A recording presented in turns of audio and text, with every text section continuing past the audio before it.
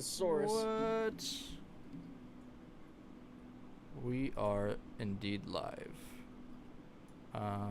Also going to send you some tags.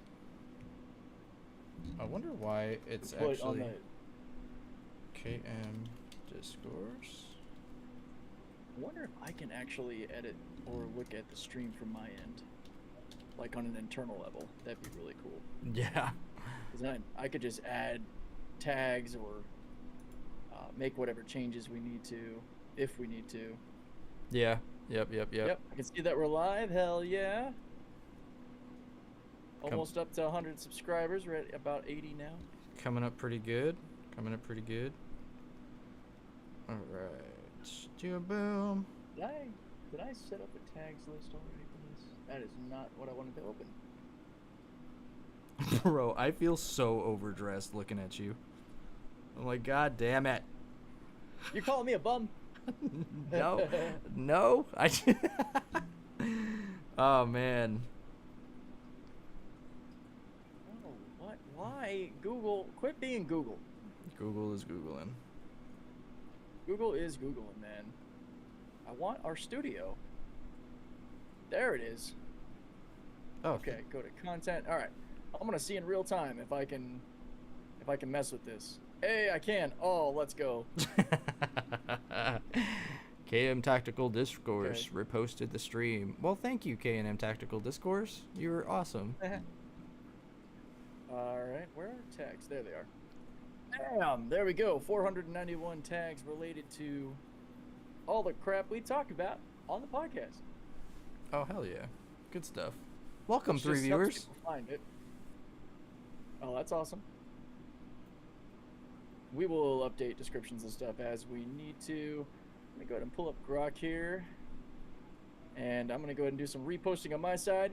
Welcome to the live stream, guys. Our second one on KMTD. And we want to do this like once a month to kind of take our pod and turn it into more of a live stream interaction and see how everyone's doing and what you guys think and engage in some conversation with the live chat.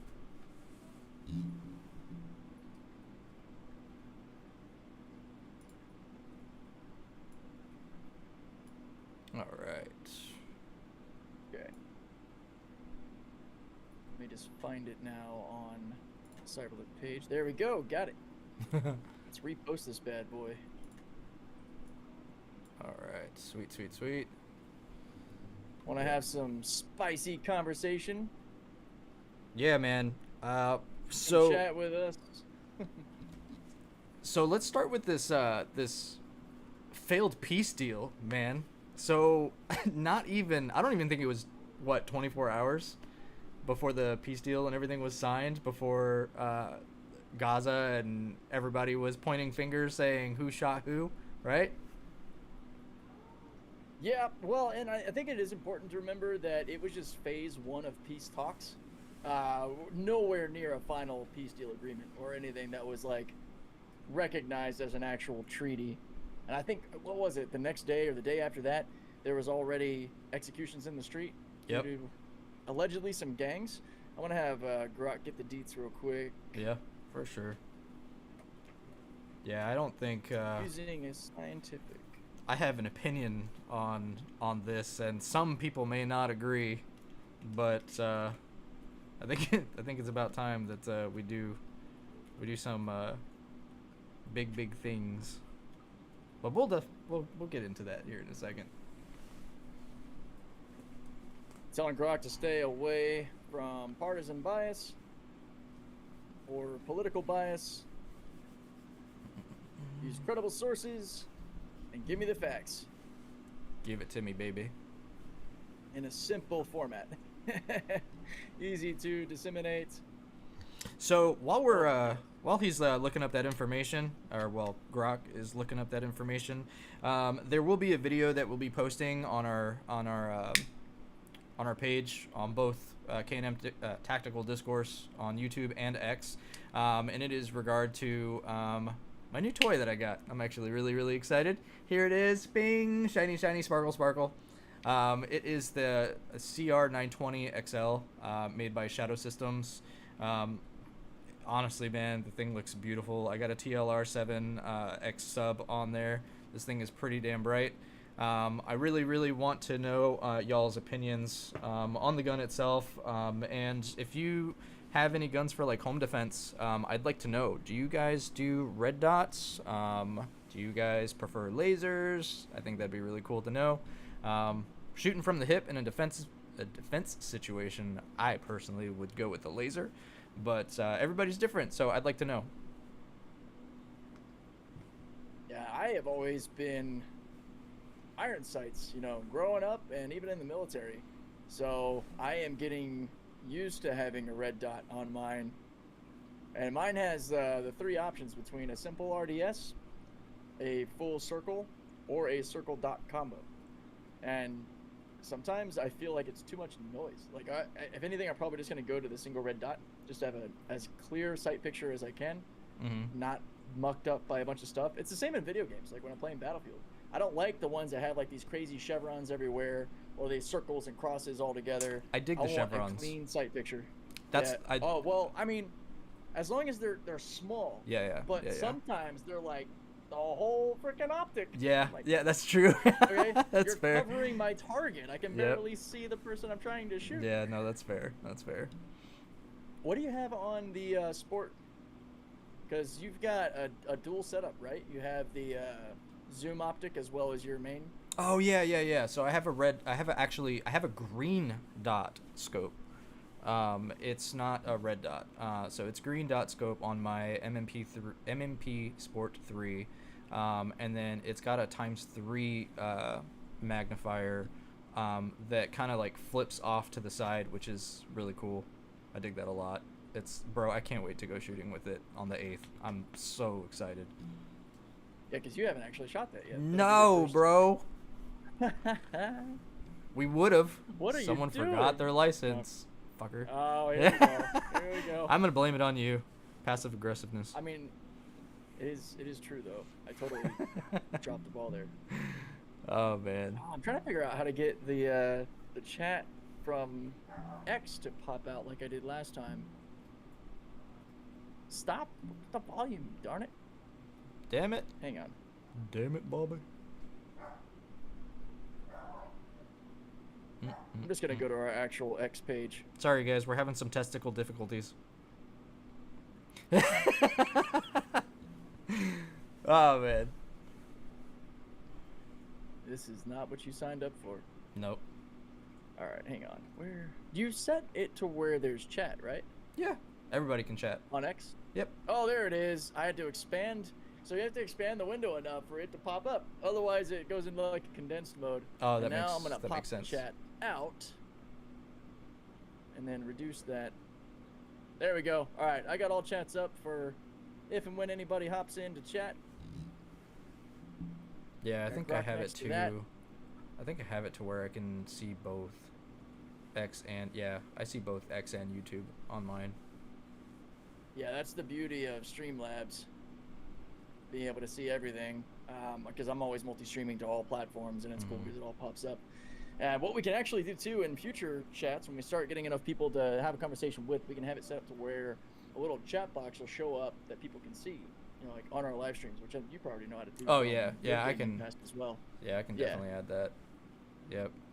But back onto the, kind of the main title here. I'll give you a little play-by-play of what Grok is telling me as far as Gaza as of October 24th, which is today, because I just checked my computer because I can't keep track of time. So the current status, everybody, of fragile ceasefire between Israel and Hamas, brokered by the U.S. under President Trump, took effect on the 10th, marking the end of major hostilities. Implementation is ongoing but shaky, to say the least.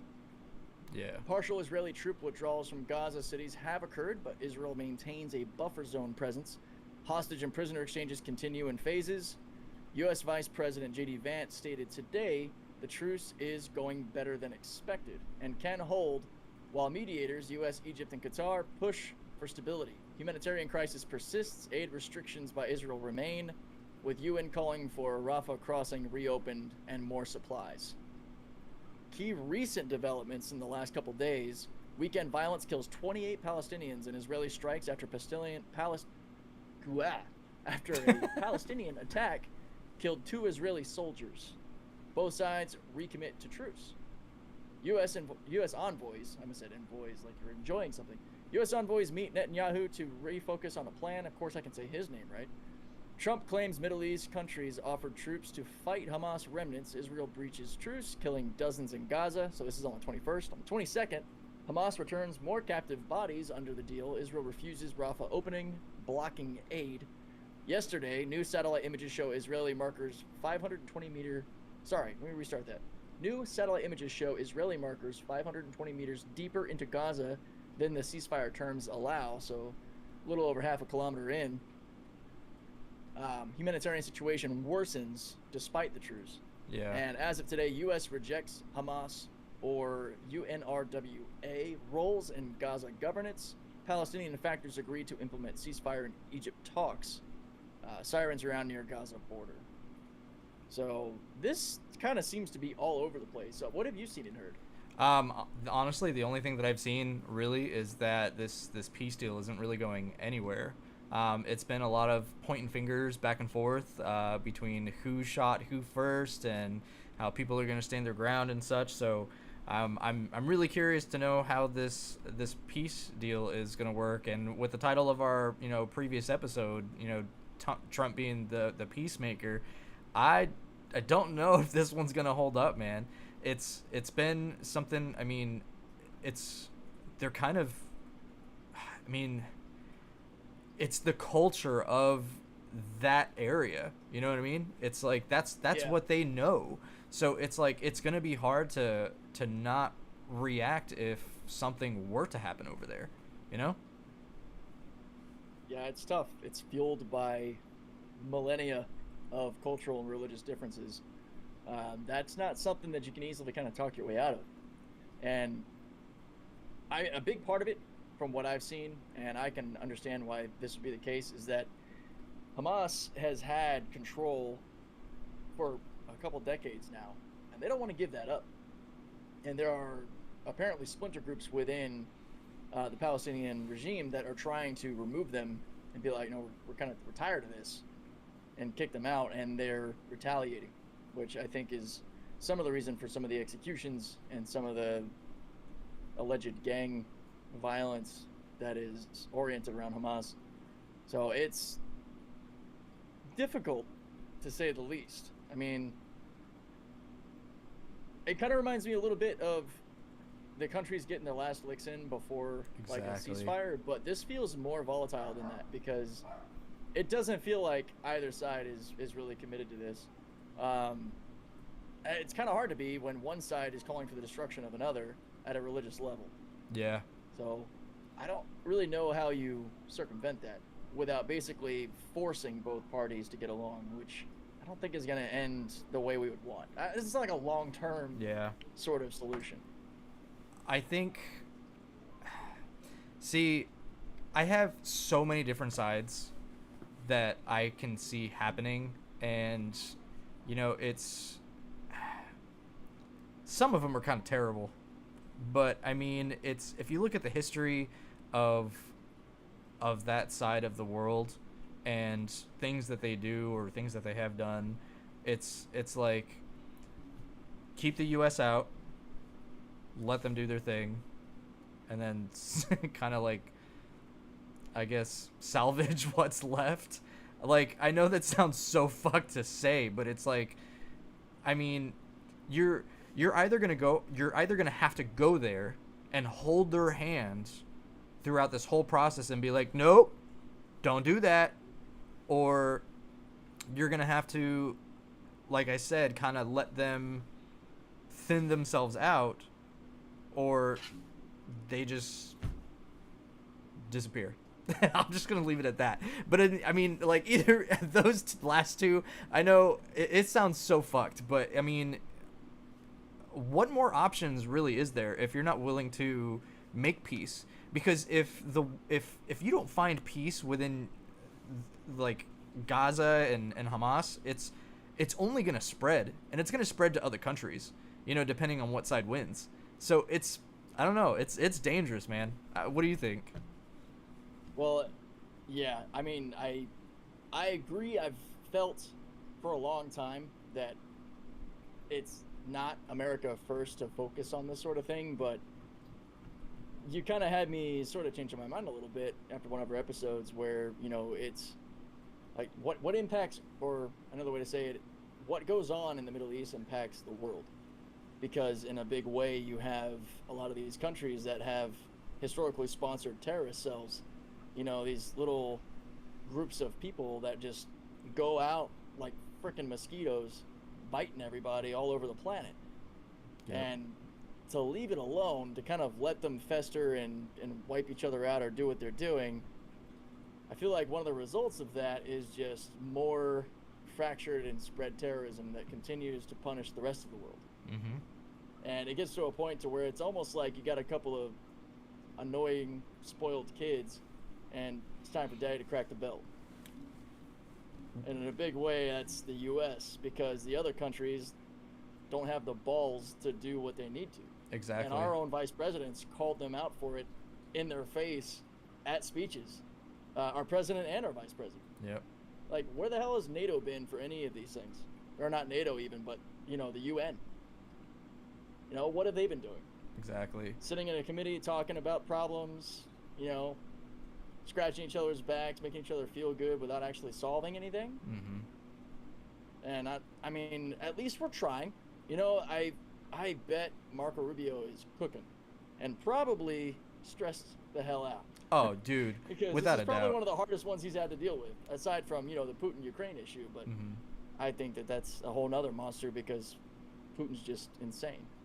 Yeah. So, Yeah. Do you remember what it was that I said specifically, or at least like paraphrase what I said that made you kind of like question or like change your mind? it was basically that. You agreed that it doesn't seem America first, but it's affecting the world. Like, it's affecting everybody. Like, Yeah. we're gonna have to get involved just because they're stepping on us as well. Yeah. So, yeah, okay. If they were just kind of like a couple of kids thrown into a playpen that could only hurt each other, and then all the grown-ups can just point and laugh, that'd be one thing. But this has ramifications that reach across borders, across hemispheres. You Yeah. know? It's a little bit more delicate, Yeah. volatile. It is. I don't know. I had a very, like, to make this kind of make sense, thinking about this not like a person with empathy or feelings, but thinking about like an outside alien or some super intelligent AI that like observes our planet and just sees that this particular region in the Middle East has just had nothing but problems for like 2,000-3,000 years. I don't know. My coding would probably be like, Boop. okay, to make that area uninhabitable. Dude, it still sounds so fucked. I mean, you put it nicely. I said just drop a nuke. Like, I mean, it's. Well, I had originally had this conversation with my wife, and I was like, look, I'm thinking 2 weeks notice for all the civilians to get the F out, for as few people to be there as possible, and then just completely irradiate that whole area so it's uninhabitable in a way that it doesn't leave that region, and be like, you guys didn't want to play nice, so now you can't have your toy. And by your toy, I mean this holy land that y'all keep bitching about. Yeah, really, no doubt. It is now a nuclear wasteland. So assimilate with the rest of civilized society, enjoy your faith, get along, and move on. But that's admittedly a pretty insane thing to propose. So, okay, so even if, let's just say hypothetically, that were to happen, though, like, you're still going to have those tyrannical people. Like, and you're just going to... Yeah, but they can't get any footholds. They can't, like, have any, like, central seat of power because they have their own land. They would, like, be forced to be these little freaking guerrilla gangs. And, I mean, finish your thought, though, because, I mean, that is a good point. So, I mean, because, I mean, these guys come in droves. Like, it's not like it's, like, one or two people. It's, like, it's an army. And, you know, and I'm kind of... It's the whole infiltration thing that I have with them. Yeah. Because, I mean, they're so good at doing that. You know, you've got Texas that's being overrun by them. You've got fucking Michigan that's being overrun by them or taken by them. Like, it's, I mean, and it's going to be in small increments, but it's going to get to the point where it's going to be the vast population of that particular state. So it wouldn't be any different than if they were to go to Egypt and take over, or and then just imagine, dude, you take all of them and they go to Egypt. There goes Gaza, like, or the pyramids of Giza, sorry, pyramids of Giza. Like, all of the history just wiped away because of warfare. You know what I mean? It's like, Yeah. it's like, to me, I don't think it's gonna stop. Even if you were to relocate them, or like maybe even relocate them in like groups, like have one on the left side of the country and then have someone way on the right side of the country. But at that same token, like, you're still gonna have that religious like debate and the violence for religion, because obviously if you were to move them, they're still going to want to push their own stuff. Like, nothing's going to change. So even if they were to like move to Florida, and like, let's just say a majority of the Floridians are Christian, like, they're going to fucking take over and be like, no, this is law. And then, you know what I mean? So I don't think it's that easy. Try. Oh yeah, they would definitely try. Florida was a bad example, but it's it's I feel like it's gonna happen. But then again, like, honestly, Texas is a pretty red state, and they're pretty open with their gun laws. So how is that happening? Like, you know what I mean? Like, I don't know. Maybe I'm just looking too into it. Well, I think with regard to Texas, it's not the state that's being overrun. I think like one town was having a little bit of an issue with something. Let me double check that, because there is a lot of hyperbole and things that are sort of blown out of proportion too. What wasn't it also Michigan? Yeah, I think Michigan and Texas are the main ones. And I've actually, Brock, I like, need this to be a lot more condensed. I've actually spoken to people that I know that actually live in Texas, and it sucks because I I can't really like invite them onto the show, so, which would be really cool to do because I would love to get their feedback on things. But I did talk to them kind of like on the side, and they said that, yeah, a lot of, you know, majority population over there is Islamic, so it's like it's a lot in Texas. Who was this again? Someone that I know that I work with. Oh, gotcha. Okay. Yeah. There we go. That's what I needed, Grok. All right. So here's our words. Just had a stroke. Here are some facts, as given by our wonderful AI, on Islam invading Texas. The claim is that Islam's invading Texas military, demographic, or cultural takeover. The verdict is that it's unrealistic. 1 out of 10 threat level. No evidence of coordinated invasion. Key facts: Muslim population is about 420,000. 1.3% of Texas's 30.5 million total. Growing via immigration and births, not organized takeover. Military invasion, 0 reports. Of course, I don't know why Grok brought up military. That's not really something I would have said either. It would be more of a cultural religious takeover. Yeah. Recent event, September 2025, viral video of a Muslim man in Houston demanding no alcohol pork sales, condemned as harassment, not Sharia enforcement. April to May of 2025, mosque expansion in Plano sparked invasion claims. It's a legal housing project, not a takeover. Context is that the claims amplified by anti-immigrant rhetoric on X tied to border fears. No Sharia laws in Texas, banned as of Texas Code 45 in 2017. Yep. The data is that the Muslims are professionals, 70+% integrated. Muslims are professionals, 70+% integrated. Hate crimes up 10%, according to FBI 2024, but no widespread conflict. This is taken from Pew Research, FBI, DHS, Reuters, and Texas Almanac. So slamming sources. Podcast talking points that Grok's giving me here. No invasion, small Muslim minority, no threat. Viral incidents are isolated, not systemic. Fear stems from social media, not facts. Which we've seen that with the Tylenol craze. We've seen it with pretty much anything, like people freaking out about how Zohran Mamdani eats his food. Social media just Oh, with does his this thing. hands, the fucking rice Yeah. thing. Yeah. It's retarded, guys. In that vein, we eat a million things with our hands. I mean, like, fight the dude's policies. Like, if we want to have a talk about Zohran Mamdani's policies, bro, they're horrible for America. I'm down for that. Fucking, he's like full blown socialist, and he's probably gonna take New York, which is crazy. Yeah, New York is already now- fucked though as it is, man. Like New York, I feel like, Yeah. and I don't know, like I would love anybody who is from New York, and if you're watching, like I really would like to know, because I hear some horrible things about New York, but I also hear some great things. I'm gonna be honest though, I hear a lot more bad things than good things. So. Well, and it probably depends too. Like, by landmass, California is very red. It's just the cities that are, population centers that are blue, that make the state blue as far as politically. And I think it's similar for New York. I think a lot of the outskirts, a lot of the land itself is more red, but New York City, the Manhattan area, those are blue as hell. I mean, you see the same thing in Orlando and Miami here. It's the bluest part of our state. Yeah. It's all the dense cities where a lot of the younger crowd live.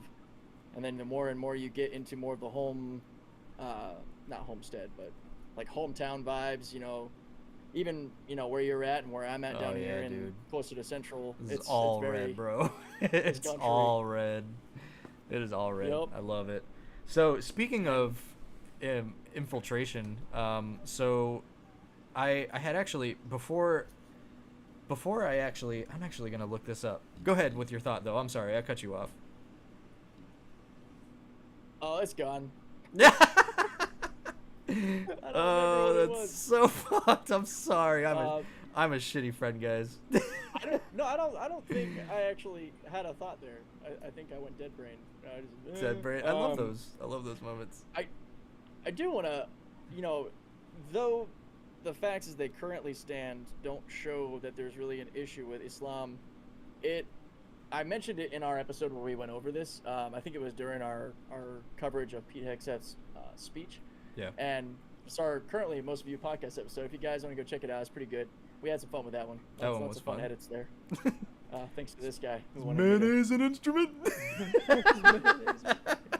But in that episode, I also had said that with events being more recent, especially like what's going on in the UK, it's not corroborated in data form yet.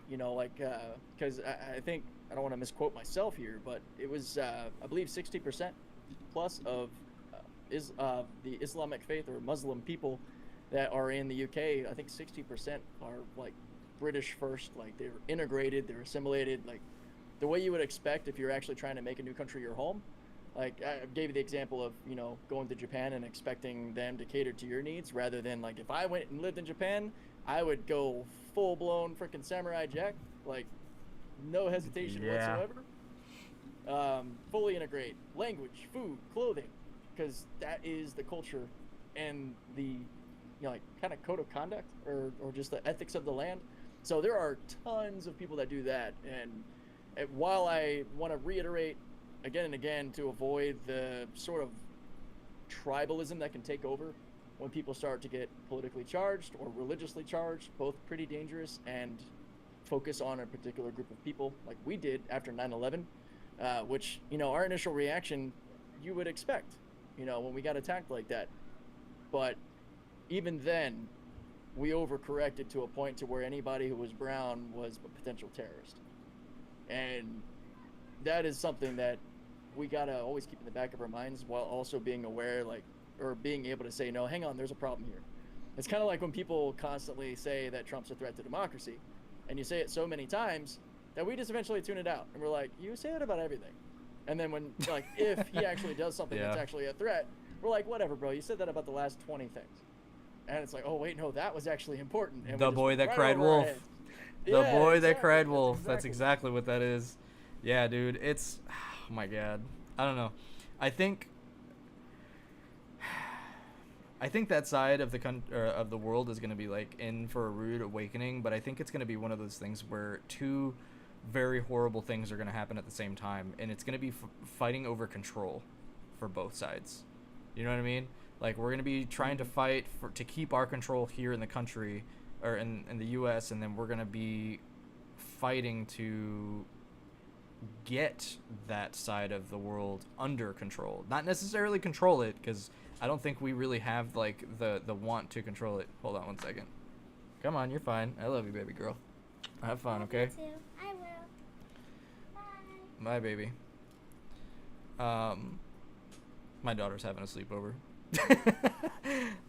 So the yeah, I really feel like there's gonna be a war coming, and I mean, I don't think it's gonna be like a drastic, like, long drawn out thing, but I definitely feel like it's gonna be something. Who do you think are the main protagonists, antagonists, or proponents of said potential conflict? Hamas and the U.S. Yeah, that'd be over very quickly. Yeah. It's that is a fuck around and find out moment. Oh, dude. Bro, and okay, so I'm going to say this only because this is the first thing that pops into my head when I think about that. That the time where Trump sent over that missile to the airport in Russia and, like, killed one of the generals, and he had a big BMFB written on the bomb. It was big motherfucking bomb. You remember that shit? Bro, oh my god.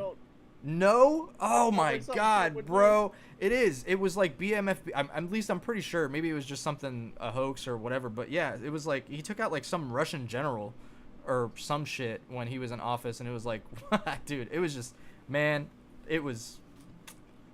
That'd be pretty wild. Holy cow. I need to look into that. Trump is a gangster, dude. I don't care what anybody says. I was going to say, wasn't it you that said, honestly, you just fly a B-52 over and then drop confetti? Just be like... That would be awesome. I didn't say that, but that would be funny as hell. Oh, man, I don't remember if it was you or somebody else that did, because we were talking about ways to make them see how serious it is that you don't want to piss off the U.S. or kind of like, what was it? It was the 60-day talks. It was always Iran. Because it was the idea of them having a nuclear weapon. And because they didn't come to give their answer over that 60 days, that's why we did Project Midnight Hammer. We sent over the bombers and the flight squadron. Instead of doing that and actually attacking, unless there are intelligent targets that we could hit, it would just be kind of like when Putin came to the U.S. and Trump had the flyby of the bomber and the F-35s over Putin's head, basically being like, those might be for you. That's so funny. It's a show of force, just kind of a flex, you know? And yeah. I could just imagine the terror from the terrorists, terrifying terrorists. Damn. Maybe the terrorists. I'm so sorry, guys. I Jeff can't. It just popped in. Silence. I kill you. I can't fucking find it, and it's kind of making me mad. I mean, this did happen forever ago. What if Grok can find it? MFB bomb sent to Russia, or missile. Did Trump bomb maybe. A general in Russia? Or missile, maybe. Is it a missile? I don't know. I can't find it. But yeah, dude, it was. Yeah. Let's see what Grok says. Did Trump bomb a general in Russia during his first term? No, Donald Trump did not bomb a general in Russia. No? Or anywhere in Russia during his first term. There is no historical record or evidence of any U.S. strikes or bombing operations targeting Russian military personnel or assets on Russian soil. Trump's first term involved several high-profile military actions, such as 2020 drone strikes that killed Iranian General Qasem Soleimani near Baghdad International Airport in Iraq, but nothing similar occurred involving Russia. Let me see. BMFB does not appear to be a widely recognized acronym. Let me see if I can jog Grok's memory. Maybe it was a meme or something. It stood for Big Motherfucking Bomb.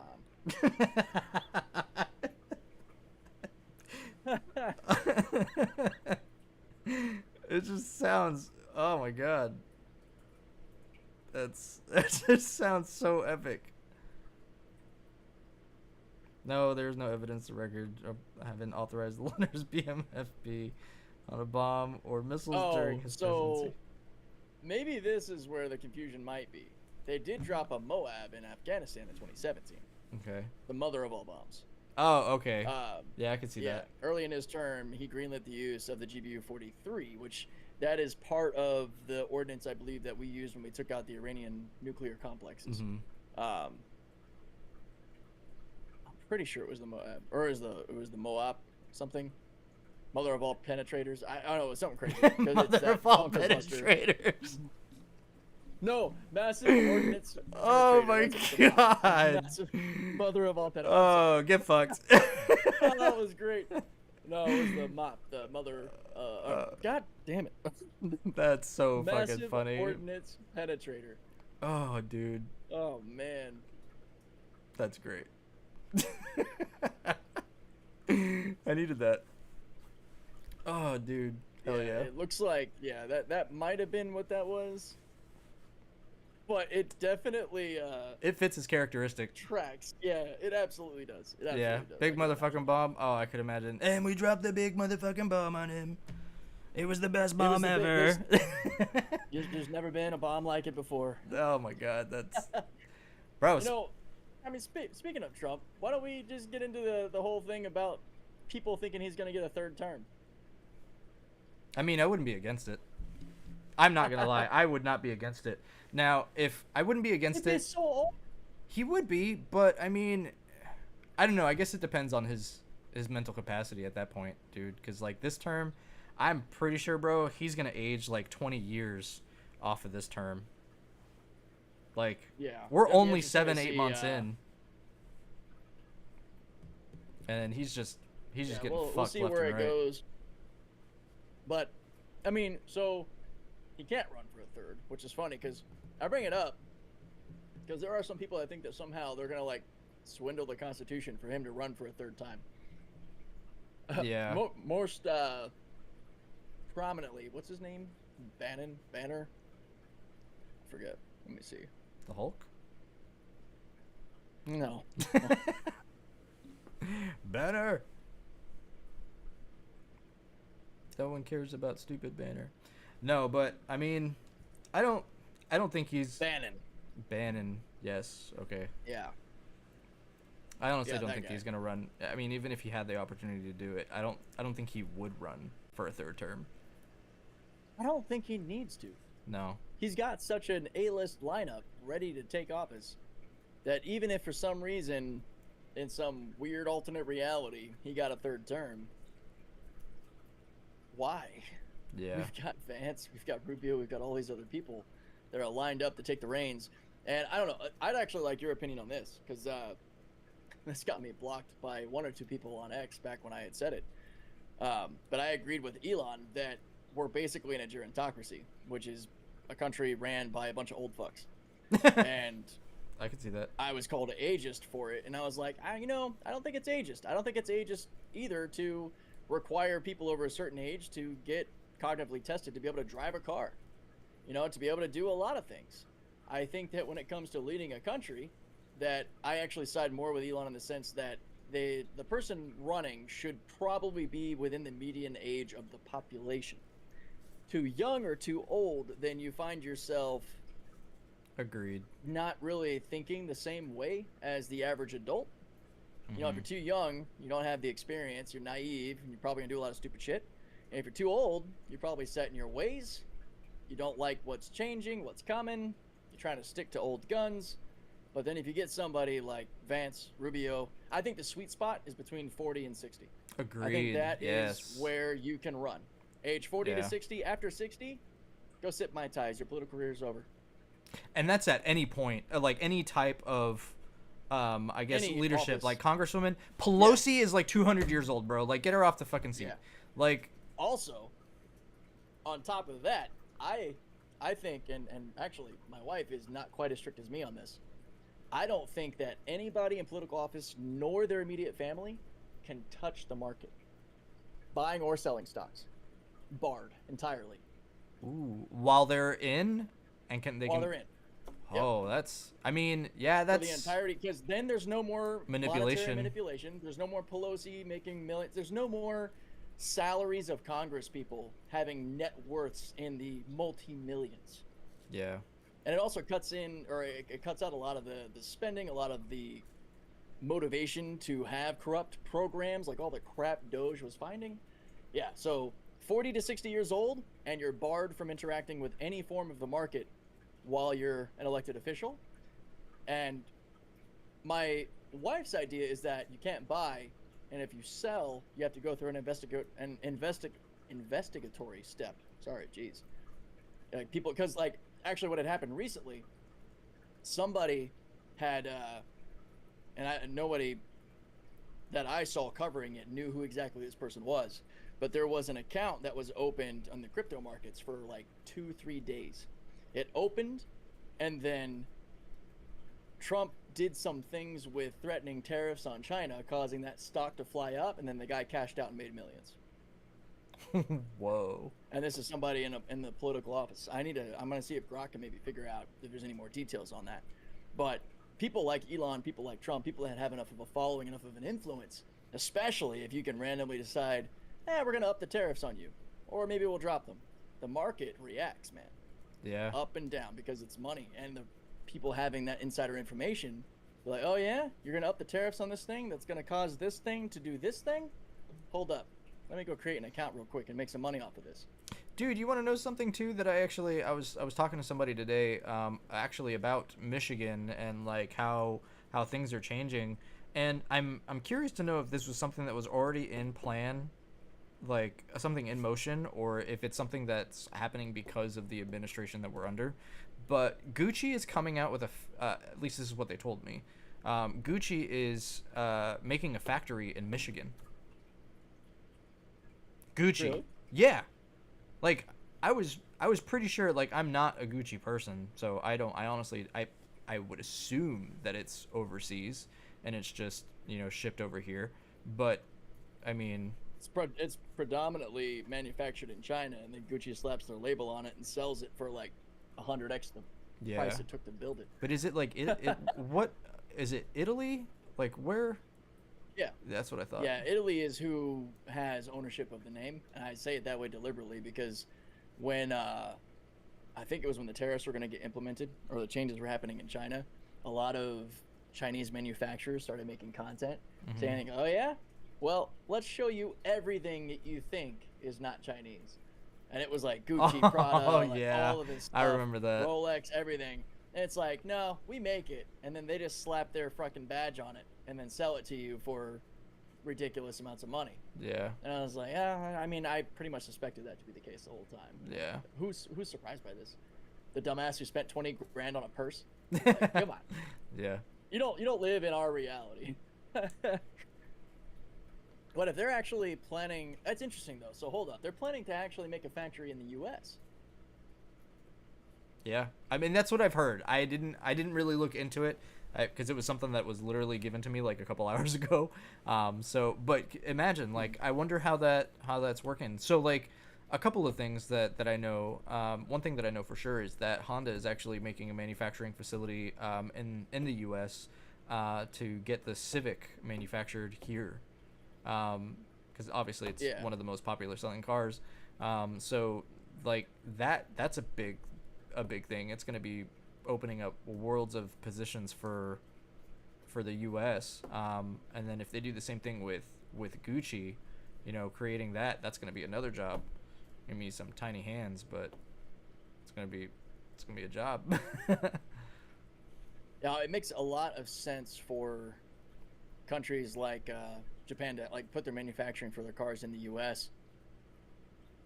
because it's going to reduce their tariff costs because they're building locally, a lot, which is great, and it creates a buttload of jobs for the American people, to be able to work in these factories, and it's bringing production here. I think that's a win on all fronts. Even the Gucci thing, I might not give a damn about the product fruit itself. bags, but the manufacturing aspect, the working aspect, they're definitely gonna be treated better. At least they should be treated better than like sweatshops in China.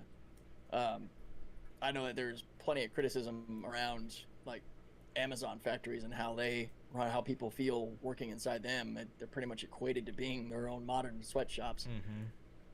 But I think at the end of the day, manufacturing coming back to the United States is exactly what we need. I think we need a lot more of it, especially in the real essentials like battery parts, cathodes, anodes, lithium, metals, real industrial manufacturing.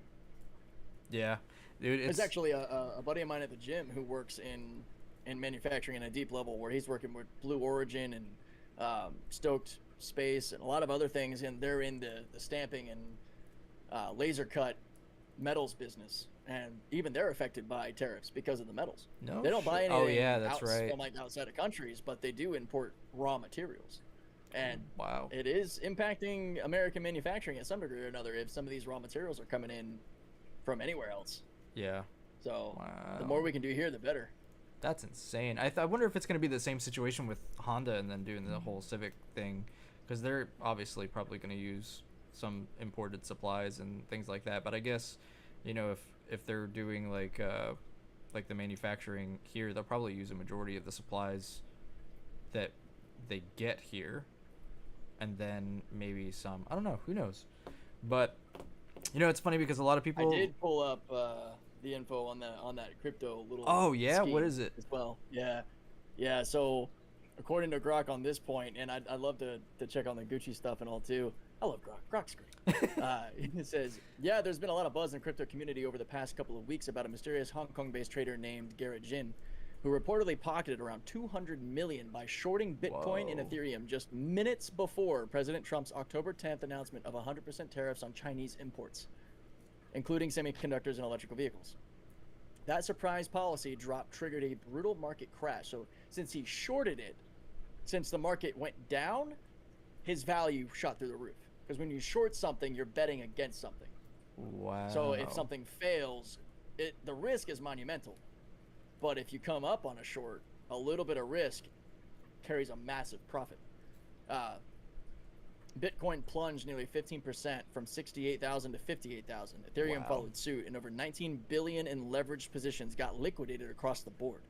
Jin's perfectly timed 735 million Bitcoin short, 10x leveraged on Hyperliquid, and a follow-up 340 million on Ethereum turned into a windfall with on-chain data tracing and the wallets back to him. Or sorry, the chain traced the wallets back to him. What makes it extra juicy and ties it to the political space angle is the rampant speculation that Jin had insider access to Trump's inner circle. His wallet holds massive positions, over 46,000 Bitcoin worth 5.2 billion. And he's been rotating funds through staking in USD shuffles in ways that scream high-level intel. No direct proof of political ties has surfaced, but Jin himself denied any connection in a statement, claiming the trades were for clients via his old exchange, Bit4X. Still, skeptics aren't buying it, pointing to how his move aligned too neatly with White House whispers. Adding fuel to the fire, the same wallet linked to Jin placed a loan of almost 30 grand bet on Polymarket back in late September. Will Trump pardon Binance founder CZ in 2025 at 36% odds? When Trump granted the pardon after months of Binance lobbying, it resolved yes, netting Jin another $60,000 profit for a clean 198% return. Ouch. This guy's on a hot streak, according to Grok. No regulators have jumped in yet, but it's the kind of story that got crypto Twitter in a frenzy. So yeah, that's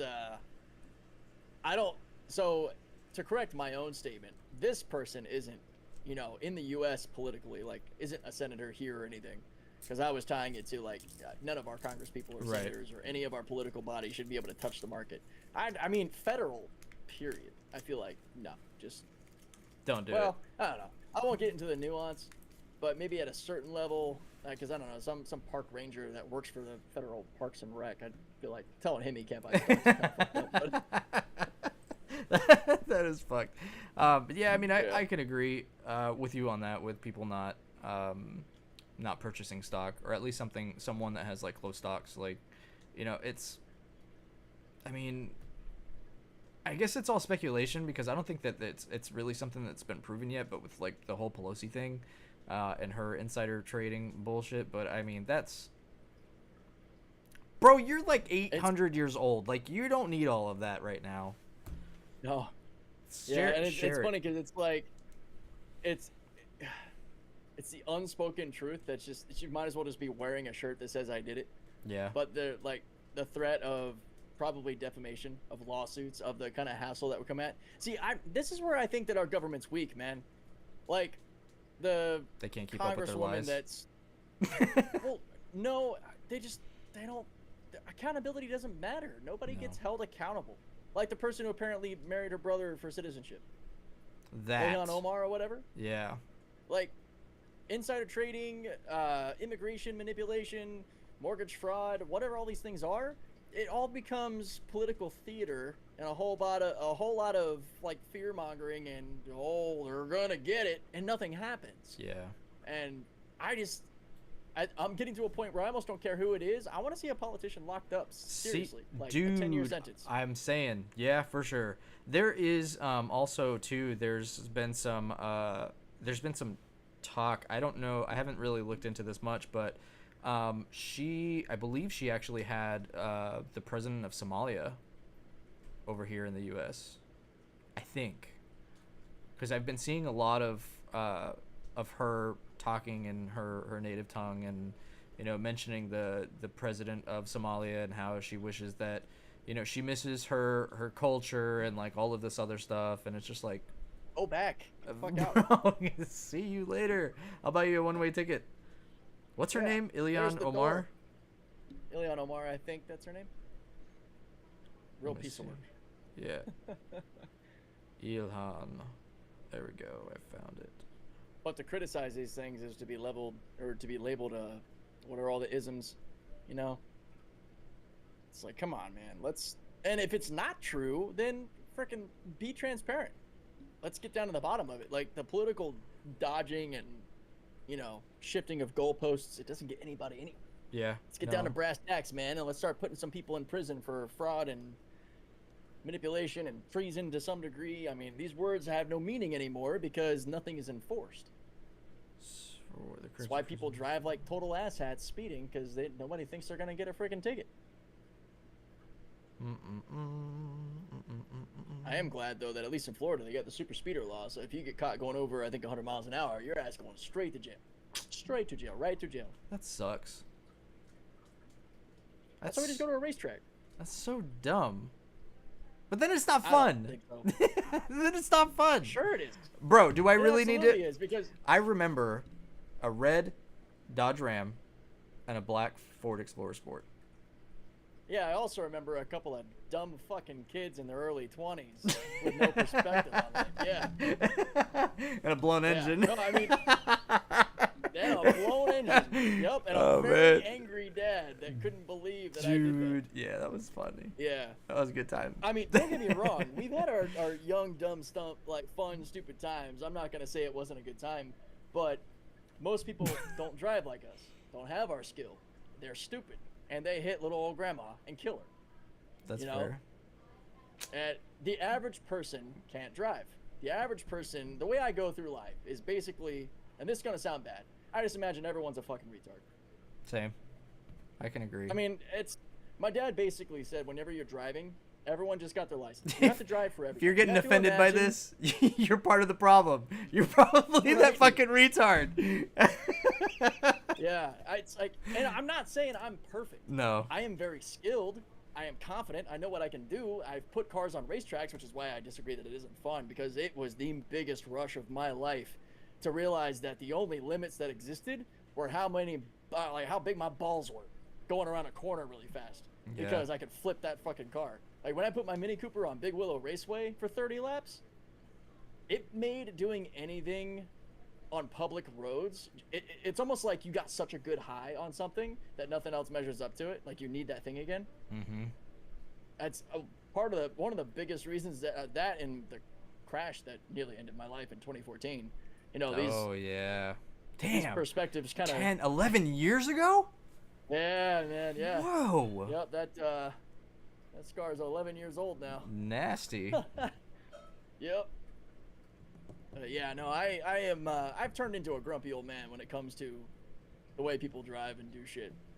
Because I also know I would frickin' car to car, I would spank anybody. Like if it's just skill. Like put me in the same car as most people, you're gonna be behind me. Yeah. We're kind of just talking now. Sorry, I know, guys. right? Kind of going off topic. This is what happens, though, when bro, you guys should really see how when we have like 2-3 hour recordings and then we have to edit. So it's like he does all the editing. So it's like, oh yeah, okay. So our podcast episodes are like an hour long, but an hour and a half of the rest is like us doing this shit. So yeah, I can weave it back around. We're talking about law and order and consequence. You know, yes. Super speeder laws, bad drivers. Yep, put politicians in jail. That's all I'm saying. Yep, agreed. Oh man. I mean, as far as the rest of the Trump presidency goes, I mean, we're not even a fourth of the way through yet.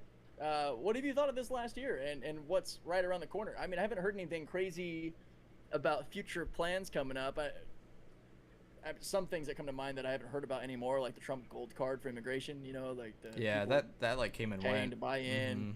Yeah. Yeah, I mean the only thing.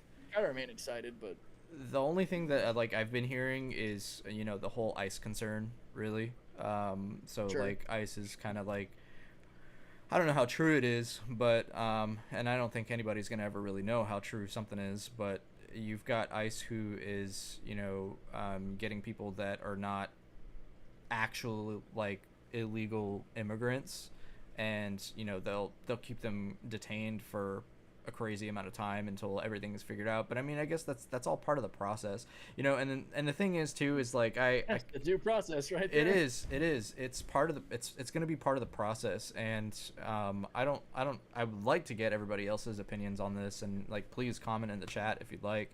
But I was speaking to the same girl that I work with, and I asked her, I was like, I said, you live out there in Texas, like what is the population like of Islamic and like Muslim people and whatever? And she's like, it's a lot, like it's a lot of them here. And they're talking about, and she instantly kind of got frustrated because she's one of those like I don't want to necessarily call her like a tree hugger, she's actually a really nice girl, but she's one of those people that loves all people, but Sure, it's super it's a empathetic. feeling thing. Yeah, you're kind of like fighting your feelings. But I asked her, about the whole ICE situation, and she's like, yeah, they're snagging up people and whatever. But and then like, and I know that we probably shouldn't talk religion in a workplace. In fact, I'm sure like that's part of some code of conduct and at a job. But we HR is gonna get you. we talk as a group. So like me, my supervisor, and then like a couple of other people that are with us. We talk about religion, we talk about politics. And like one of the things that I said is like, if Biden did this, would you guys be saying the same thing? Or is it just because it's Trump? Like, be for real. Yeah. I say, because like someone had to have done this at some point, whether it be Trump or somebody else. But someone is going to do it, and it is trying to make America great again. And I say that not to just throw out the quote, but like it's true. Like we have to get back to basics, and in order to do that, we have to get rid of the people that aren't meant to be here, But it's like, Well, the people who didn't come here the right way. Yeah. Disrespecting the law, disrespecting the immigrants that did the right thing. yeah. So I told them, I was like, I said someone eventually would have to have been the bad guy, and right now it's Trump. Like it would have been if it would have been anybody else, I'm sure people wouldn't have been fucking bitching and moaning about it. But because it's Not to Trump, the degree it's that they're amplified. doing. Yeah, exactly. Yeah. It's amplified. Absolutely. I mean, because still to this day, I think that Obama far and away exceeds the deportations that Trump has. Mm-hmm. He got the nickname Deporter in Chief. Yeah. Everyone's favorite Democratic daddy. So I think that kind of just demonstrates the point. And people don't really want to bring that up or talk about that when people are like, I mean, look at how many people Obama deported, or at least were deported under his administration. Bro, Like, really? he was probably one of the worst presidents ever. What makes you think that? Honestly, Yeah. I wasn't involved in politics at the time, so I am pretty clueless on Obama. dude, it was like, to me, like everything fucking started when Obama was in office. BLM, like all the fucking hate crime against like religion and race, and all the segregation was like unfucking believable, dude. Like, I'm gonna be honest right now, dude. I don't discriminate at all when it comes to color, and I know that you don't either. Like, we're all gonna have like the bad people in each group. Like, there's shitty ass white people in the group. There's shitty ass black people in their group. Like, you know, there's gonna be that group of people that just like they fit the fucking what's the word? The stereotype. You know, they fit the stereotype. So it's, I don't know, man. I just Stereotypes exist for a reason. Yeah, dude. And it's just I really feel like all of that shit really started, like, I feel like we started to kind of like come together when we were with Bush and all that, like the whole like 9/11 bullshit happened. Like, I really felt like the country, like maybe even the fucking world was like, oh shit, like we need to come together. And we started to do that, and then somewhere along the line we started to like drift apart quite a bit. And then I felt like it just really hit when Obama took office. I just felt like he was too much of a sweet talker and didn't do fucking anything. Like, I don't think he really did anything. And then you had fucking Joe Biden, like, and I don't want to talk bad about him because Joe Biden's going through his own shit and doesn't need more people talking shit about him. But I mean, I just feel like he was unfortunately a puppet. I really feel like he had no say in anything. I honestly feel if anyone had any say, it was, without a doubt, dude. They were like, here, sign this. What is this? It's more ice cream testing. Like stupid shit. I really feel like the poor man was taken advantage of. And, you know, I'm not a far right leaning person. I'm not a far left leaning person. I'm kind of like in the middle, more leaning towards right, but kind of in the middle. But I still wouldn't wish anything bad against Biden. Like, I just think he didn't have a real fair term, and it's not because of him personally. I think it's just because of, one, his environment, the people that he was surrounded by, and then two, I feel like mentally he just wasn't capable, you know? Yeah. Yeah, the later stages of life, you know, claimed his faculties. You know, it sucks. And it's going to happen to some people more than others. I mean, I lost my grandparents to cognitive decline that rapidly degenerated in a bad way, and I hope that he's got great doctors that can help him enjoy life and be comfortable, and hopefully the maybe reduction of stress of no longer being the commander-in-chief might allow him to have a good time. But that kind of goes back into, so this is why we need younger presidents. Yeah, it's true. And I kind of want to like say something real quick, like in regards to like the whole thing. Like, we don't have to be dicks, guys. Like, for real, bro. Like, there's, granted, the sombrero memes and all of that shit, that is fucking choice. Shitting on fucking, what's his name? That one kid that's like on the Democratic Party. He's like 23 years old. He's such a douchebag. Like, I can't fucking stand that kid. Sism or Dildo, something like that. I can't remember. Let me see. Hold on. Oh, there it is. I found it. Harry Sisson. Oh, yeah. Fucking twerp. No, I know who that is. It is. He's a fellow sniffer. I enjoy people getting clowned on. Yeah, honestly. I mean, comedy and roasting and showing people how ill thought, to put it nicely, their views or their arguments are. I enjoy that. It's not. I won't go to the point unless the person is just a truly just awful person. I typically don't attack the person. I just attack the very stupid ideas. Yeah. You know, the arguments, the thought process, the lack of a thought process, whatever it is. I'll attack that, and I can come off pompous and ass. That's fine. And typically it's because I'm matching energy, or you know, like someone comes in thinking they're hot shit, and I'm like, okay, let's test it. But in other conversations where people are like, well, what do you think about this? You know, or we're just have a genuine, a good back and forth. Sorry. Back and back. Those broke back. I just, huh? I said broke back. No. You said back to back, broke back. Feels like I got a broke back after all the yard work. But no, those conversations that are healthy and just back and forth, inquisitive. You know, it's not hard to say, I hear you. I don't agree. I think this is wrong for this, and that reason. What makes you think that, you know, part A of your argument is true? And have you considered this Does this part really matter? You know, just kind of probing, asking questions, figuring out people's root belief, because a lot of folks, like some people we know, will just hear something and be like, he's not going to let women in the military. My mom? Bro, my mom is a sucker for that shit, dude. Dude, I love her. I love her when she like comes over and she stays the night, dude. She'll sit there and she'll be scrolling on fucking YouTube or TikTok and she'll find like this video of this poor man that's sitting on the side of the road with a sign saying that he has no food, and this guy comes up and just gives him like $100. It's just like, I was like, bro, that shit is so staged. Who the fuck is sitting over there recording the dude? Like, get the fuck out of here, man. Yeah. Ah, dude. But I mean, Yeah. what I was actually leaning more towards was kind of like the whole political violence thing. So political violence and kind of like becoming so like kind of more like what the left is doing, you know. And I really think, and in Biden's defense, I honestly do just leave the fucking guy alone at this point. Like, we know that his shit was so fucked and it was such a shitty ass term for him. But dude, like, you don't have to keep talking about how much of a fucking retard he was and fuck Joe Biden. Like, I get it, dude. Like, we all know. Like, Let's go, let it memes and all that. let it die, bro, and just let him enjoy the rest of his fucking life that he has left. And he has cancer now, does he not? Right?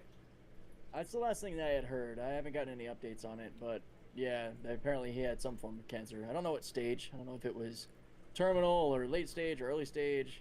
Just kind of, what was that, like a month ago? Yeah, I would say about a month ago. But I mean, it's like, I remember. the dude is a human being just like everybody else, and I don't think he had any ill intentions, honestly. Like I said, I don't even feel like he was the one running the show for the longest, if at all.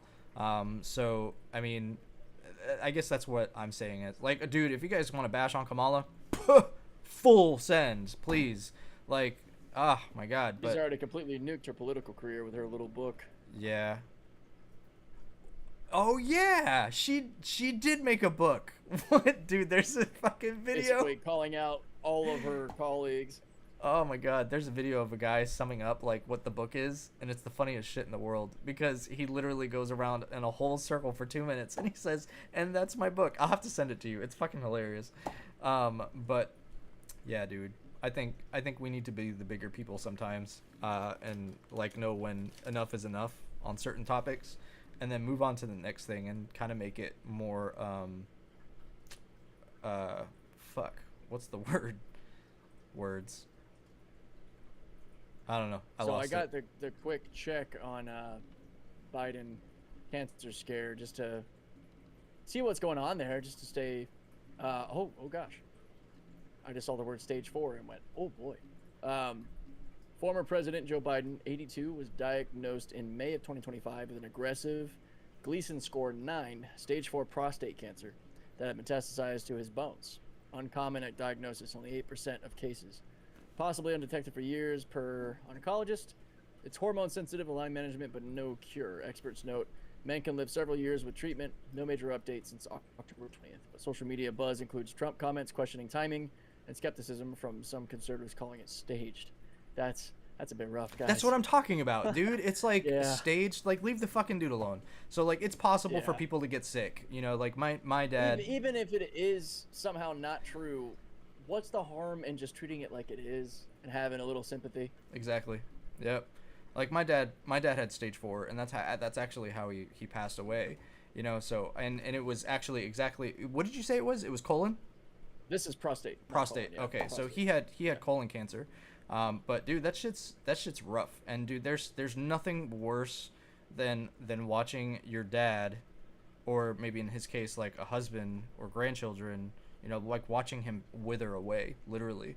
You know, my dad got really, really skinny, his legs started to swell up, and he did not look like my dad, and that's going to be the last image that I had of him, which is terrible. So, I mean, lay it to bed, guys. Like, have some type of sympathy, even if it isn't real, you know? I always think that it's like, you know, so I know that there are people that, like, pretend to be homeless to get money and fuck people. Like, I totally get that.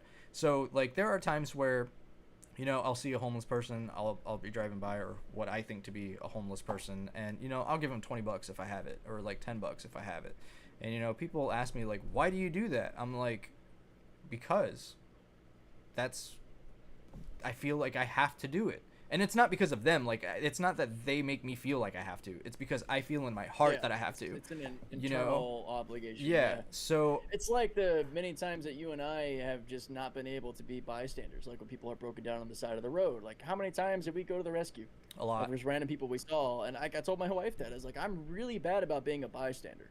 If I see something's going on, I feel like if I ignore it, could I have been part of the solution? Mm-hmm. Whether it's going to be a fight or, somebody like those videos you see where they're like staging to see reactions of like a woman's purse being stolen.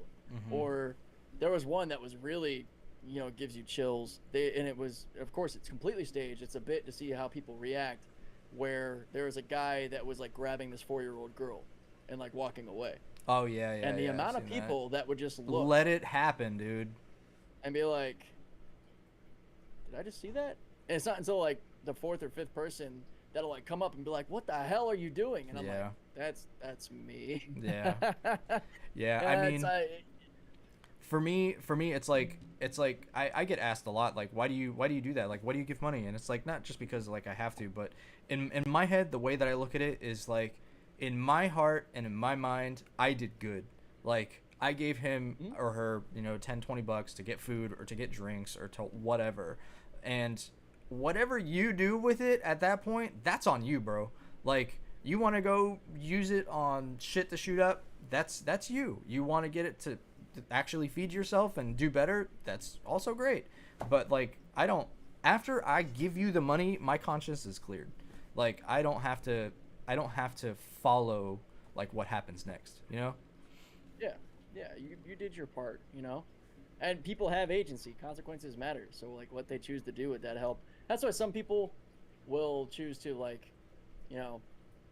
bring a water or like a snack or food or something. Be like, well, you can't shoot this up. At least I hope not. Here's a cheeseburger. Yeah. Yeah. Yeah. Speaking about shooting things up. Would do that. Oh. Yeah. So about those damn speedboats. Can we just talk about that for a fucking second? Bro. The fishermen? The fishermen, man. They're killing all the fishermen. Oh my god, bro. That's retarded. So, yeah, guys, come on. Like, fishermen with, like, 4 high-powered motors on these, like, dinky-ass boats. They're not fishermen, people. Like, there's no fucking way. Known routes for smuggling. No fishing poles. Nothing. You don't see anything before they blow up. Like, before, boom. Like, nothing. You don't see sticks. I don't see any. Did you? No, dude. No. The other thing that's really, like, let's think about this for a second. A lot of people, not to say everybody, but a lot of people think the government's always watching. They know everything about you. You have no privacy. They know all your deepest, darkest secrets. Yeah. So, with our breadth of intel and intelligence and military competence, you really think we haven't been watching those boats? You really think we don't know exactly what those boats are, what they're carrying, where they're going, who's on them probably? Yep. Come on. You can't have this one side where you think that the government's this superpower thing that knows things they're not telling us, and then think they're just killing fishermen. How could they know? They couldn't know that these were drug smugglers. It's a complete lack of cohesive logic. Yep. In any sense there. Further on that, the friggin' president of Venezuela is like ready to come to the table now and be like, all right, let's figure this out. Yes, he is. I don't think he would be reacting that way if we were killing innocent fishermen. No. Because he wouldn't be losing money. The money is in the drugs. And we covered this on one of our pods. Like the 50,000. What was it? No, it was an amount of fentanyl that could kill 50,000 people, but it was several like tons worth of cocaine. It was fentanyl. Like, come on, it's another weak appeal to emotion. That was just an like estimate. everything else the other side seems to want to do. It's like, no, data, facts. Is there anything here that we can sort of come together and be like, this is a good thing? Yeah, preventing those drugs, like the lives Preventative of 4... maintenance. Sorry. It's Sorry. like, I'm sorry, but this is the trolley problem for me, and I have no problem saying that even if there's one mistake in 10, those 4 lives, it's sad, sure. But the potential saving of 50,000 American lives? No contest, bro. Yeah, sorry. without a doubt. You 4 gotta go. Yep. I'm not gonna sympathy this into a world where there's no more rules. There's so much of this need to like over-humanize things, and I think that that's a problem. It's what I've loved it being referred to as suicidal empathy. You want to be so empathetic and caring to everybody that's all around that you essentially... Go ahead. The suicidal thing got me. Go ahead. You essentially want to get to a point to where there's no more rules. There's no more accountability. There's no more punishment for people who do bad things because, well, just because you commit a crime doesn't mean you're a bad person or a criminal. Like, sure, some people fuck up when they're young. They do stupid shit. But accountability matters. And needing to take action the need to take action has been there for a long time. And it needs to happen. That is part of consequence and accountability and doing something. To your point earlier, somebody's got to be the bad guy. Somebody's got to crack the whip. Here we are. And sounds really bad coming from a white guy. Badass. Anyways, so about the whole suicide so no, what you were saying about the whole suicide thing, so a little off topic, but I honestly, it's messed up, but it's kind of funny. It's only because of the comment. It's very dark humor. So there was a post that this guy did where it said that Kim Jong-un, or whatever the dude's name in his Korea, stated that people that he bans suicide. So if you get caught committing suicide, you will get killed, right? So so this guy comments, he goes, man is offering 2-step verification. I was like, what the fuck? That's so wrong. It's fucked. Anyways, so yeah. Oh wow. Yeah, it was fucked. I have very dark humor. I don't ever think really bad. I promise you, I'm not an evil person. I just really think a lot of shit is funny. A lot of us enjoy dark humor. That's part of being human, man. You know what's humorous? Or you know who is humorous? Sarah Jacobs. Do you know who that is? It sounds familiar, but you might know it. A little bit. Only because you lived in this area for a long time, and I don't know how long she's been a congresswoman, but she's a congresswoman in San Diego. So I had watched I think it was CNN or a news media outlet where she was talking about the people on the boats being murdered on international waters and whatever, and she goes, that's like an international crime to murder and blah blah blah, and she goes, these people are fishermen, like why can't you wait until they get over here and then you prosecute them or like meet them in the water and do all this stuff? And it's just like, dude, like you don't understand, like these people are carrying fucking weapons. Like you're talking about putting our American people at risk to get these boats. Now, granted, if it was like ships, like big fucking ships, like surrounding them, that's a little different. But I mean, what do you think? Like, how do you feel about how we're handling the drug smuggling operation? Like, are you okay with just like blowing them the fuck up, or should we like quit? I could already see in your face, you're like, yeah, blow them the fuck up. Up. Dude, it's a deterrent.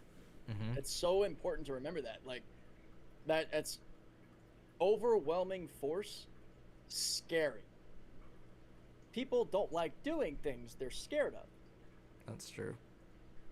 It doesn't get much simpler than that, man. I don't want to be the guy who's on that boat and gets blown up, so I'm probably not going to smuggle drugs. Look at that. Problem solved. Yeah. It's kind of like when I made the crude joke about like, back in the day when people chopped your hands off for stealing, not a lot of thieves. We do need to cover a topic, obviously not in this live stream, but maybe on another episode. But we need to follow up on the Charlie Kirk shooter and like what's happening with him, because honestly I haven't I haven't really like I mean I've kept up with it just a little bit, but I haven't really heard anything much from him. And this is going to be one of those Yeah, we things can do that's that. like we'll determine if it's something that's going to be like swept under the rug or like media Yeah. feeding bullshit to make you forget about stuff.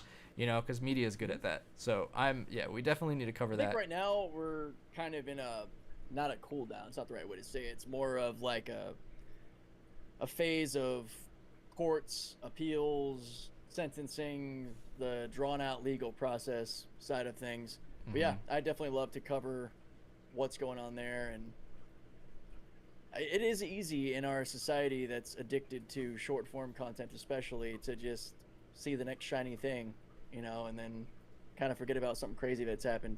Bubbles. So I think it's important. Yeah. Yeah, exactly. Squirrel. It's it's good to hold on to what's going on, to talk about the current state of things, which is one of the reasons that we got back into doing this podcast and the monthly live stream, which we look forward to hopefully having an audience in the future. Yeah. We had 2 or 3 viewers post Charlie Kirk for obvious reasons, because that was insane. I think anybody talking about it was probably seen at some point or another. I still think it's so surreal. Like it feels like I'm gonna be waking up like soon and be like, oh, there he is, fucking doing a little debate. His fucking ass. Go do it. Hell yeah, bro. Let's go. Yeah. Yeah. Yeah, I haven't seen it as much, but for quite a while afterwards, my feed was just inundated with shorts and clips and reels and highlights and everything, and it made it harder and harder to process the fact that he's gone. Bro. And I haven't really, even now, he's so kind of immortalized by his presence online Yeah. that, I mean, I'm sure it's a very different feeling for friends and family that were actually with him all the time and saw him, but being somebody who just took in the content, that's how I've always known him. So in a large way, He's still here. he's still alive. Yeah. Yeah. Yeah, I could see that. Yeah, I totally and see that. it's a weird kind of surreal, ghostly thing, and makes me really sad when I actually stop to contemplate the fact that no, this man will never make another video. Yeah. And it kind of takes me back to how I felt with Christopher Hitchens passing. Another just legendary debater, wordsmith, just badass person. I gotta watch him because I think- you've mentioned him a couple of times to me, and I Oh, think yeah. you sent me like the best of Christopher Hitchens like video. It was like 30 minutes long, and I watched that and I was just like, fuck man, like this guy's like he's witty, and that's what I like about him. Like Very. I love the fucking wit, dude. Witty and classy with a dirty side at the same Yeah, time. Like yeah. he's a powerhouse, man. If there's any debate that it's a little bit longer to watch, like real debates, like long form debates where you have intros and counterpoints, cross-examination and conclusion and an audience voting, but there's a fantastic debate that I'll send to you and anybody who happens to watch this, it's curious, where him and Stephen Fry debate 2 members of the Catholic Church, and Interesting. it is just awesome. And the premise or the question of the debate is the Catholic Church a force for good in the world? It wasn't even really about the existence of God. He does No. that a lot. Yeah, I mean, I I won't don't think spoil so. the results of the debate, but yeah, what's cool is they had the audience vote yes or no before the debate, and then yes or no after. That's cool. And- I like that because then yeah. it'll show the shift. That's sweet. Hell You yeah. know? It is awesome. And if you don't remember, so Stephen Fry, he's an actor that was in V for Vendetta. He was the friend. Oh, like, really okay. tall Yeah, dude. yeah. Yeah. And hearing him and Hitchens, do this debate it's one of the best, that in my opinion, just because of the way they both laid it down and just held the Catholics' feet to the fire. And on the Catholic side, one of them's really hard to listen to. I'm not gonna lie to you.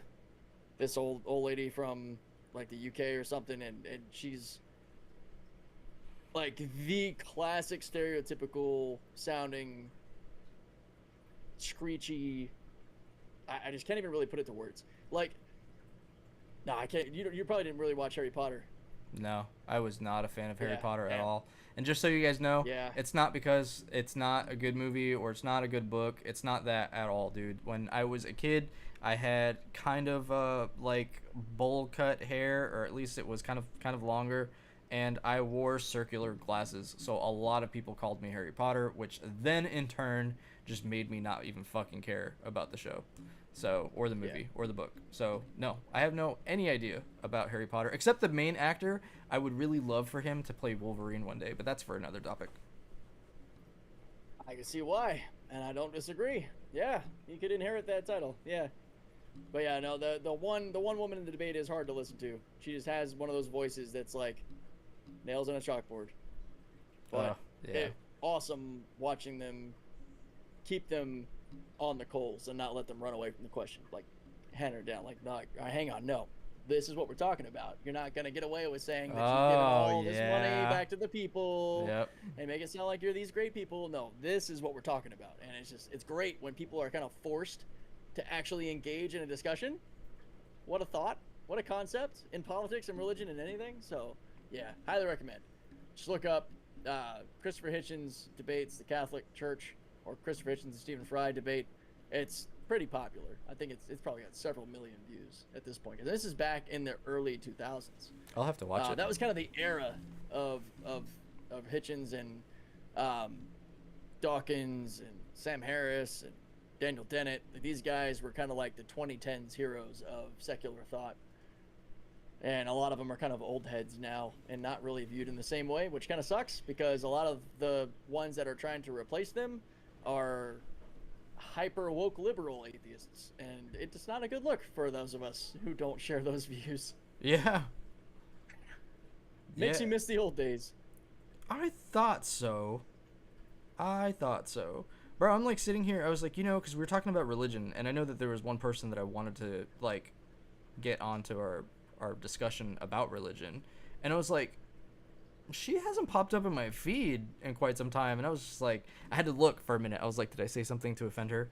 Like, because I'm a dick, and I don't really fucking care about what I post. If you don't like what I post, get the fuck off my page. Like, it's my page for a reason, bitch, fuck off. So, like, but, yeah, no, she just hasn't posted in like a week. So I was like, wait a minute, now that you fucking talk about it, I haven't seen her fucking post anything. I said? I know. Oh, no. And I was like, okay, no, she's still following me. I'm still following her. We're cool. All right, we're good.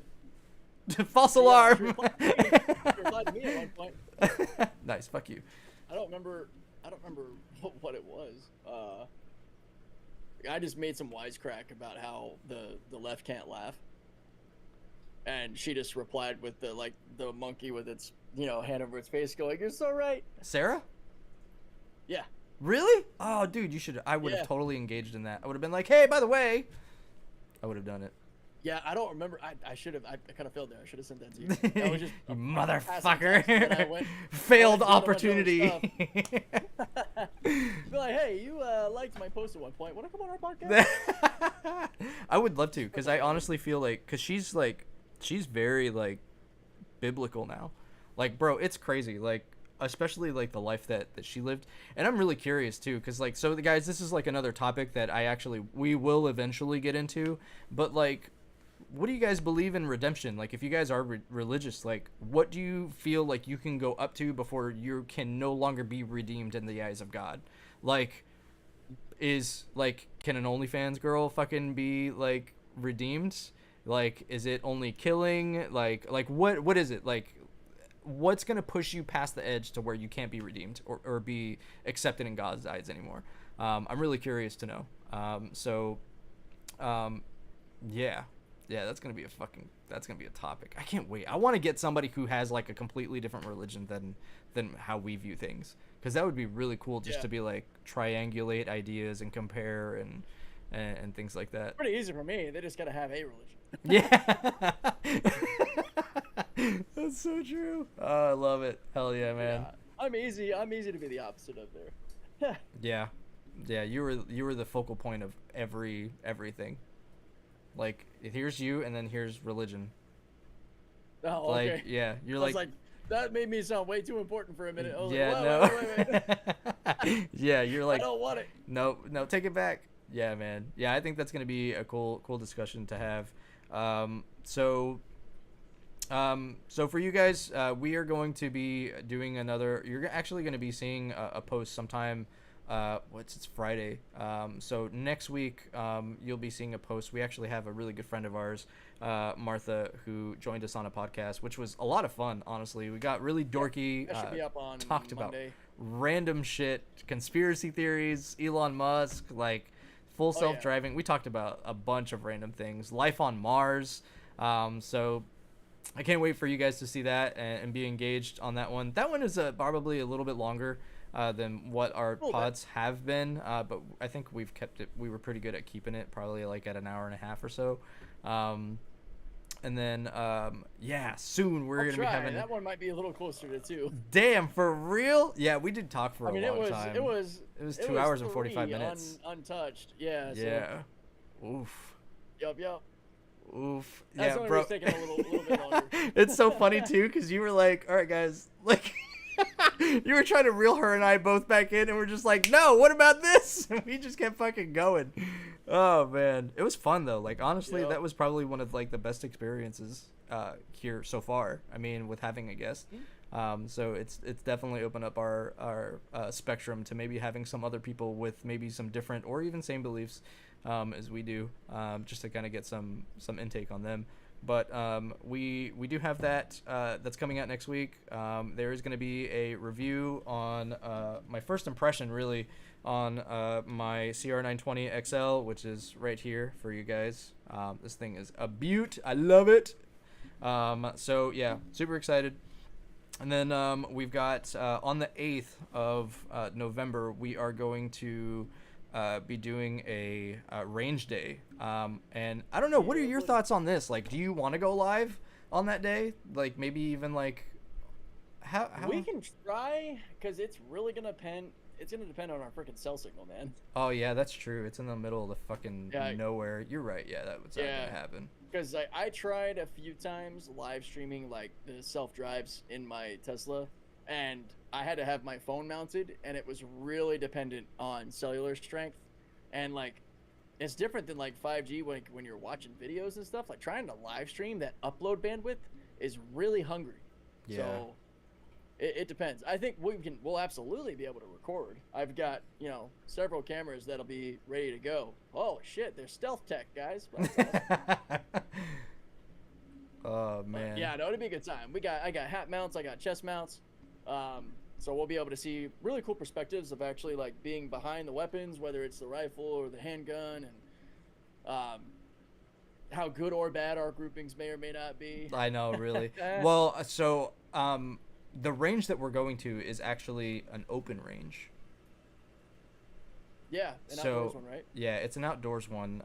So they have. It's been a while since I've been there. So like, I know that they have one. Do they have steel targets too? I believe they do. They have steel targets, but they're fucking far, bro. Like they are far. They have that. Hey, bro, I play Battlefield, man. They have they have another section too where it's a little bit more tactical, where you're kind of like maneuvering a little bit. So I didn't get to fuck around with that the past couple of times that I went there. Almost like competitive shooting. Kind of, like, yeah. Where they like beep and then you're like hitting the different things. Yes, exactly. So maybe we can. I don't know how. Like I said, I've only gone there like 2 or 3 times, but the 2 or 3 times that I've been there, it was really cool. It's someone who owns the land that kind of just did it, made the range. That's awesome. Which is pretty fucking cool. But yeah, dude, maybe we'll just fucking ask when we get there. But I'm pretty sure it's gonna be a good time. It's gonna be a good time. Yeah, I definitely want to be open and transparent with him, but I bet it's not gonna take him long to basically fall in love with us. Be like, oh yeah, guys. Yeah. Come on. Yeah. Oh, BT Dubs. I'm actually gonna be ordering here soon 1,000 9mm rounds, so we'll have some good. Oh. Bro, it's mad cheap. I went on a fucking website. It's $219 for 1,000 rounds. I was like, 1,000 rounds? Yeah, bro. They're range rounds. They're not hollow points. Full metal jacket. Yes. Yeah. Yeah, metal, FMGs. Yeah, range rounds. Or FMJs. Yeah. But yeah. So it's like 2,000. It's a Metal 1,000 gaskets. rounds. Full metal gaskets. Yeah. It's 1,000 rounds for like $219, and they're Winchesters, so they're good. They're good. Nice. So hopefully our They're guns not- like it. They're not They're not. No. used. They're like- new. They're fresh. new. Okay. Yeah.